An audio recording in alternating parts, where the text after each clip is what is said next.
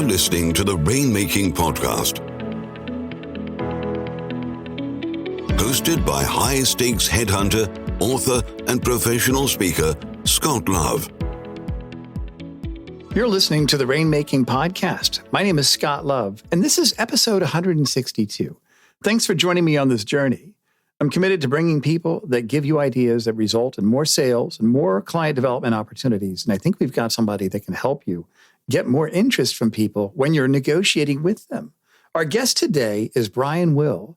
Now, Brian is a premier speaker, a best-selling author twice, and he's written several books. And today we're talking about the topic of his most recent one, which is called No, the Psychology of Sales and Negotiation. And that's what we're talking about also today.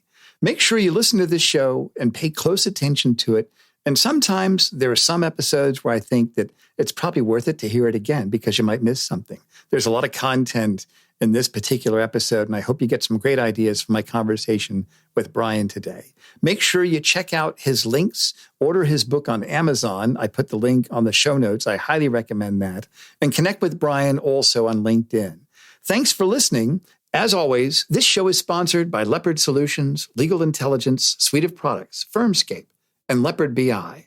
Push ahead of the pack with the power of Leopard. Now here's my conversation with Brian Will. Hey, this is Scott Love with the Rainmaking Podcast. Our guest today is Brian Will, and our topic is the psychology of sales and negotiation. Brian, thanks for being on the show today.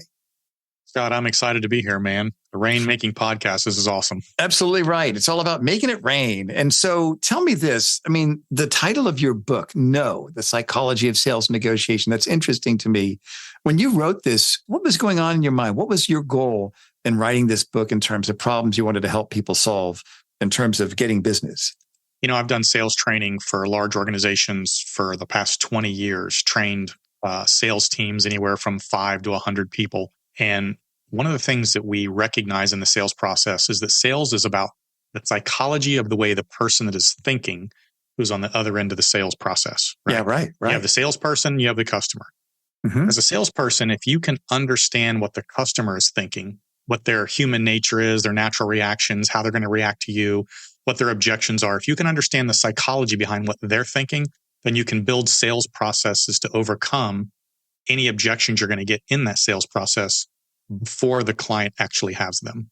Yeah, so if you can overcome an objection before the client has it, your chances of closing that sale go up 1,000%. And it's all about the psychology. So let's kind of dig into that. How do we get into our prospects' heads? How can we find out? How can we become mind readers?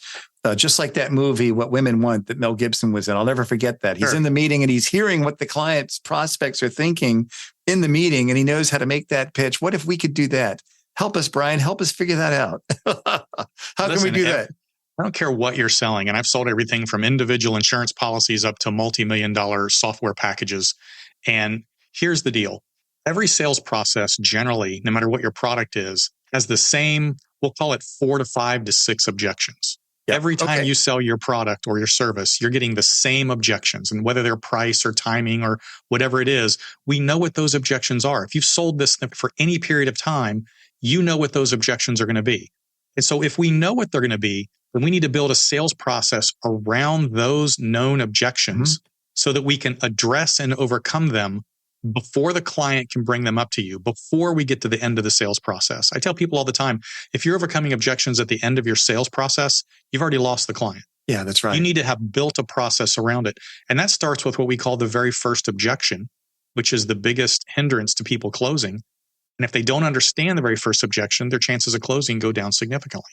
In the presentation or the dialogue where we're talking about our service, our offering, we're finding out about what their problems are and how our offering can be a solution.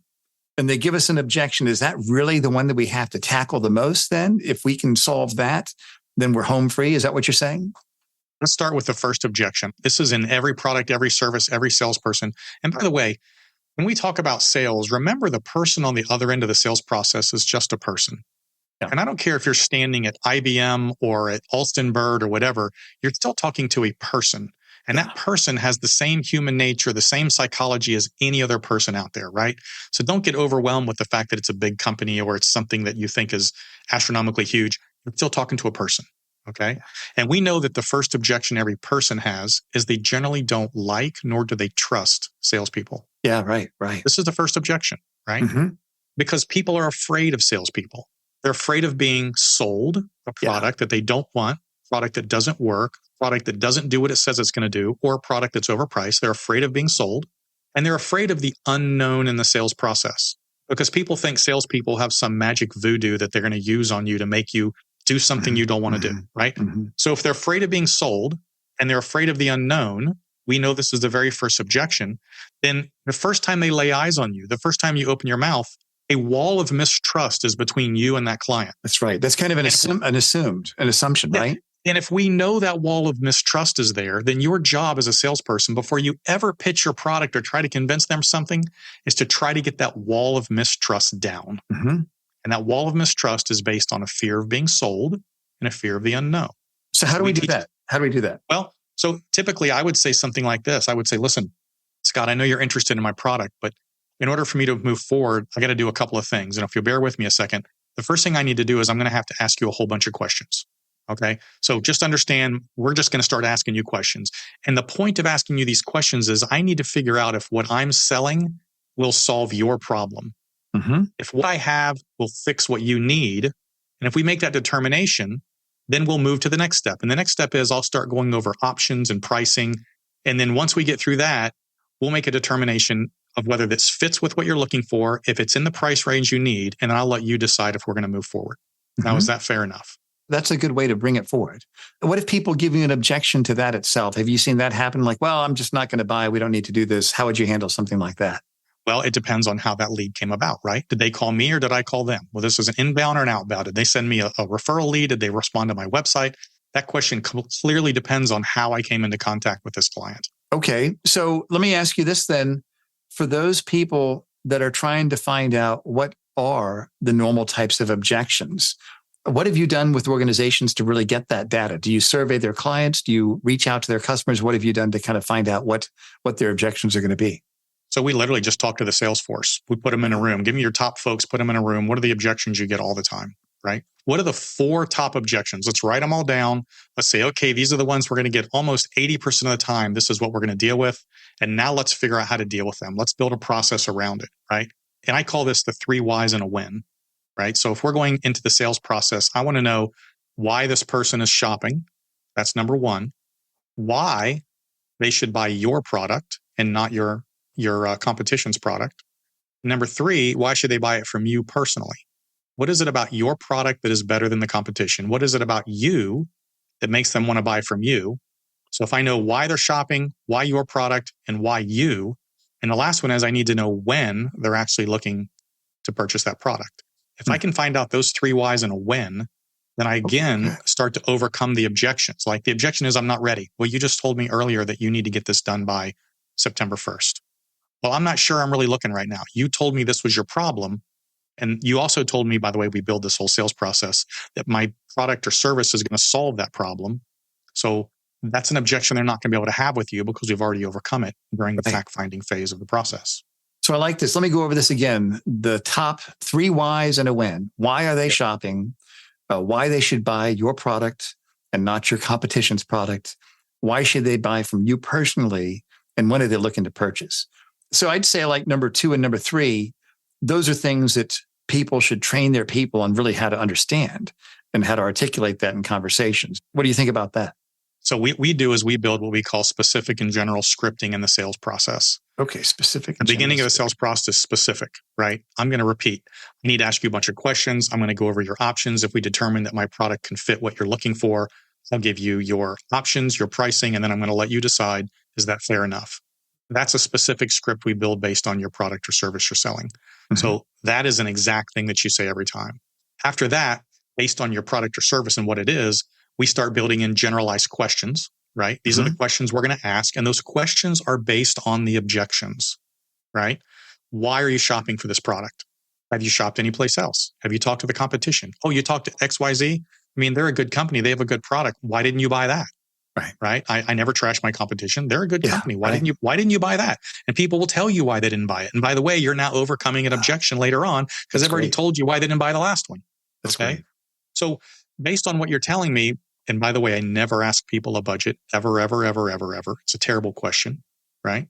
I always use a car example. Have you ever been to a car lot and bought a car and the guy said, "What's your budget?" Did you lie? Yeah. Of course you did. Right. Yeah, of course you did. You lied low. So why would I ask you that question if I know you're going to lie to me? That's right.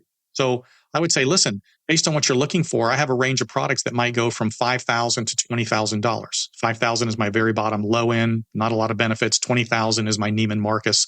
Where do you think you fit within my range? And what I'm doing is I'm anchoring the bottom, setting the top, and allowing them to pick where they want to be, as opposed to lying to me and telling me I can only afford $500. Okay, good. This is good. So now you're getting some range for negotiation. You're kind of setting up a future conversation. That I set the range. Yeah. Yes. Yeah. I don't ask you what your budget is. I don't ask you what you're going to spend. Here's my range. Very basic 5, top end 15. Oh, Where would you like me to start? Because I don't want to explain every single thing I have on every single product at every single price range. Tell me where you're at, and that's where we'll start focusing. We can always move up or down based on what, that particular price offers. And that takes the pressure off. That takes the pressure off too, and it makes it all about them and what they want. They think that they're picking. That's the point. I'm going to let you decide. You get to decide if what I'm telling you will work for you. You get to decide if my price is in range. You get to decide what you're going to pay. Now I'm guiding them where I want them to go. They're getting to decide every step along the way. That's great. Again, we're overcoming this objection later. Well, I can't afford that. Well, you told me that you were looking in the 10,000 range. I can afford 4. I don't have anything at 4. We've already established that. I'm 5 to 15. And if they don't have the budget, they're not qualified to buy your product anyways. Here's the deal, Scott. You're not going to sell every customer. Yeah. You're never going to have 100% close rate unless, you're selling air and you're the only one that's got it. So right.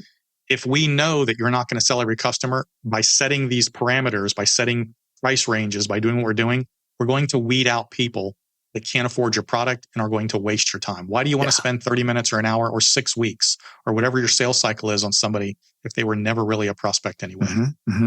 So let me ask you this question, Brian. I like the fact that we're starting this conversation with our prospect with questions. And it gives us information. Do we go to the left or do we go to the right? It gives us criteria that we're going to talk about when we present what we're selling. How do you think someone can become better at asking questions? How can they become really good at this? Yeah. So again, we use sales training. You need coaching, and it is literally about getting up in front of a crowd and practicing. That's what it's all about. When we do sales training, I pull everybody up. They get to get on the hot seat and they get to start going through this while everybody's watching. Because if you can practice these things on a hot seat in front of a crowd of your peers, then when you get on the phone or you get out in the field, it's not that big of a deal. Yeah, so, this is great. Just like any other sport, right? Yeah, absolutely. Put them on the hot seat, let them practice. Yeah, or a musical instrument. Practice in front of your peers. If you've said it enough times, if you've done it enough times, it's natural. Tom Brady doesn't try to figure out how to throw a pass every time he throws it. That's pass 1,000 times.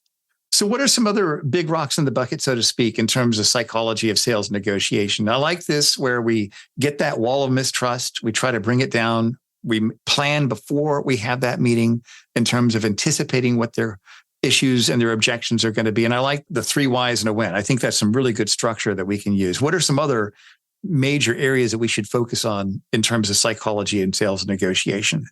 Sure. Here's a huge one. So we call this active listening and connective response. So have you ever talked to a salesperson and they're talking and you say something, and I don't care how outlandish what you say is, they completely ignore what you said and they keep right on talking. They're not actively listening to you and they're not giving a connective response. We know that the best salespeople in the world listen to what you're saying and respond connectively. In other words, you told me you were up in the Midwest and I said, great, I got a buddy who was up there who ran a law firm who hired lawyers in the divorce field, and they, went out and provided leads for them. I made a little connection with you there in the legal field. You said to me, hey, you're in Atlanta. Do you know this person, this person, this person?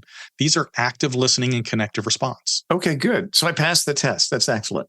and literally, when I put people in the hot seat, they'll say, well, tell me about your service. And I'll say, well, I will. Give me a second. I've got someone on the phone trying to sell me a fire engine. And they'll be like, okay, great. Well, when you get a chance, let me know. I'll be like, did you hear what I just said? You make something up just to see how they'll react to it. They got to get them out of mentally reading a script and into listening to what we're saying, right? Yeah. I used to sell insurance years and years ago, and we have to ask people questions. And I would say, how old are you? I'm 48. How old's your wife? She's 40. I say, you have any kids? Yeah, I got 2. How old are they? They're 12 and 5. Do either one of them smoke? Maybe like, What? Right? I'm knocking them backwards. Like, what? Like, I'm just kidding. Right? So again, it's active listening. And because we know if you're going to be successful in sales, you have to make a connection. And the easiest way to make a connection with somebody is to get them to laugh. Right. And so if you're connective responses and then you throw silly things out or whatever, just say funny things like that, people will connect with you. They'll start to laugh with you, and then they'll start to like you, trust you. Yeah. And the process just goes. I agree with you 100%. And I found when I'm making first contact with partners of big law firms to talk about something very personal to them, which is their career, I have to earn that trust. And I found that there's this wall that I have to bring down. I have to earn it. And one thing I can do that is through emotion. When I say something that's professional and it's funny, it's not silly, it's not stupid, it's not insulting, it's not offensive, but that's kind of funny. There's an emotional reaction. Now we have an emotional context to our relationship, which the psychology of that. Absolutely. Yes. That's the connection. Yeah. And it's interesting how I remember someone said, I don't know you and I've never heard of you. And I told him, I said, that doesn't have any bearing on how good I am at how I could help you. And I said something else that was kind of funny and the wall came down instantly. Yes. And now I've got, I wouldn't say I've earned his trust, but I've got a window to earn that trust. He's letting me proceed forward in our dialogue where I'm going to ask questions that are focused on what his goals are, his challenges, and then I've earned the right to make that presentation. So I think the concepts that you have, and I can't wait to read your book, by the way, Brian. I can't wait to read that because I think what you're saying is absolutely truthful for any sort of industry. And when people have to get people to make a decision to buy their services, whether it's legal services, recruiting services, or any sort of sophisticated service or product. And so tell me this, with organizations that you've worked with, tell me a story of an organization you worked with where they weren't doing any of this, but you worked with them and then you saw a change. What is it that you think was the big inflection point for them where they really were able to move the ball forward, so to speak? So I'll give you two examples. The first one is I was training an organization up in Milwaukee and they had a call center. And they were selling insurance in this call center. And what we found was that most of the sales force wasn't being trained in any of this. And all they were doing was reading. They were reading a script. They were reading benefits. Too many salespeople think if I just read the benefits of what I'm providing, people will make a decision to buy. And maybe they will. Probably they won't. But you're certainly not going to close as much as you need to in order for you to be profitable with the organization. So if we literally take simple things and we teach them simple techniques on how to make those connections and the better way to say things and the better way to present it, you see close rates go up as much as 100%.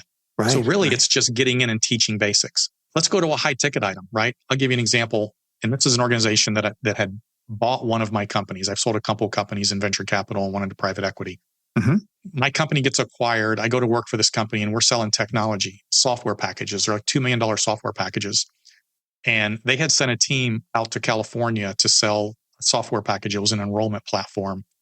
And the first day they did their presentation, the CTO of the company calls me and he says, Brian, I need you to be on a plane. I need you to get out here immediately for tomorrow's presentation. And I said, okay. So I jump on a plane. I go out there. And I said, what happened?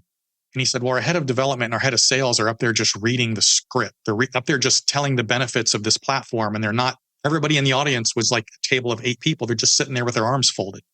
They're not paying attention because it's just another sales team coming in to try to sell them some BS software for millions of dollars. And we need you to jump in here and help out. So I remember I walked in the room that day and literally like facing a gauntlet, big table, 8 people crossing their arms, looking like, who the hell is this new guy? And what's he going to tell us? And why are we even here? This is a waste of our time. And I got a team from our company sitting off to the right of me. And there's a PowerPoint presentation behind my head on the wall, right? And they expected me to just go back into the PowerPoint and read this PowerPoint to them, which is what a lot of salespeople do. And I looked at the room, I looked at the people at the table, I looked at my team, I looked at the PowerPoint, and I thought, this is a waste of time. So I literally grabbed a chair and I drug it across the room and sat down at the table with the group of executives from this insurance company. And I said, I am not going to try to sell you this software package today. Here's what I'm going to do. I've spent the last 15 years selling your product out in the field before I was acquired. I know what your product does. I know the problems with your system. I want to talk to you about what you think is wrong with your product and what you think is wrong with your system and what you think is wrong with your process. And let's see if we can work together to fix that. And they were like, oh, okay. And I said, here's what I experienced in the field with your product and service. I had this problem, this problem, this problem. And they were like, yeah, we get that a lot. I said, well, let me show you something. And I've turned around and here's what we do to fix that. Now let's talk about this problem. In other words, I sat down and connected with my audience. Yeah, right. That's great. And I talked to them about real world experience working with them and their company and the problems that their customers are having out there, not being able to utilize it efficiently. And by just having a conversation with them, within 20 minutes, they opened up and they were telling me everything wrong with their company. And I was just sitting there going, well, here's how I fix it. Here's how I fix it. Here's how I fixed it. And we did a $6 million deal that day. That's great. It's not about regurgitating facts. And give you some applause for that, because that's classic. It's not about regurgitating facts. Yeah. It's about connecting with your audience. Remember, we started this with, I don't care what company you work for, you're still dealing with people. Don't ever forget that. And they got up with the same problems. Their wife argued with them. Their Cheerios were soggy. Their kids were screaming. They're just people. Right. So what are the things that you think get in our way of being able to do this effectively? Probably you've never had really good sales training. That would be one. Your sales manager, by the way, your sales manager is probably not helping you, probably just counting your sales and yelling at you when you don't do things right. By the way, if you're a sales manager, your only job in this organization is to make your people better. If you're not making them better, I don't know what you're doing. That's right. Okay. So you need training as much or more than your sales team so that you can help them on a day-to-day basis. Most of the problems we have are literally just not understanding the psychology behind the sales process, behind what your customer is thinking. And if you can learn that, you'll be 10 times better than you are today. Yeah, that's great. So I'm going to put that link to your book on the show notes so that people can order that and really start learning from you, Brian. I think your concepts are really sound. And I think you've given me a lot to think about also. Let me kind of take it in this direction. If we were going to look at 3 action steps, if people could do step 1, step 2, step 3 to really get better with the psychology of sales and negotiation, what would your recommendation be for people to really get started making these changes? Number 1, break down every single objection that your sales team is getting. Break it down to the top 4. Figure out what those top 4 are. If you can visualize those top 4, and then start to build a sales process around those top 4 to overcome those objections before you get to the end of the sales process. That one is huge. That's fantastic. Number 2, write a script for the beginning of your sales process to overcome that first objection, and then generalize questions to overcome those objections we talked about. That's number 2. And number 3, if you're not good at doing that or you want help, find a coach, find somebody who's good at this that can help you do it. That's great. And again, I really liked the 3 whys and a when that you mentioned before. I like that structure to it. I'm sure you've got other examples of structure we can use in our sales process. And then tell us about some of the work that you do, the things that you want our listeners to know about you. And we'll put all of your contact information on the show notes. Yeah. So historically speaking, 30 years in business is me. Just to give you some example of what I've done. I've done 7 startups. 2 of those I sold to venture capital companies. 1 I sold to a private equity company. I've trained thousands of salespeople across the country, and we've done billions of dollars in product and sales services over the last 15 years. I say that to tell you that I've been there, done that. I know what I'm telling you, and I can make you better. So that's great. BrianWillMedia.com is my website. My books are on there, my podcast, my coaching programs, both in individual and group coaching programs. If you're looking for someone to help you do the things we're talking about, this is what I do. So come to the website, check it out, drop me a DM, set up a call. Well, I'm going to go there today, Brian, and learn more from you because what you've shared with me has helped me. I've learned some really insightful changes I think I'm going to make to my own process, and I hope our listeners do as well. Thanks for being on the show. I'd love to have you back on in the future. Great job today. Thank you, Brian. Scott, this was awesome. Thanks for having me. Thank you for listening to the Rainmaking Podcast. For more information about our recruiting services for international law firms, visit our website at attorneysearchgroup.com. To inquire about having Scott speak at your next convention, conference, sales meeting, or executive retreat, visit therainmakingpodcast.com.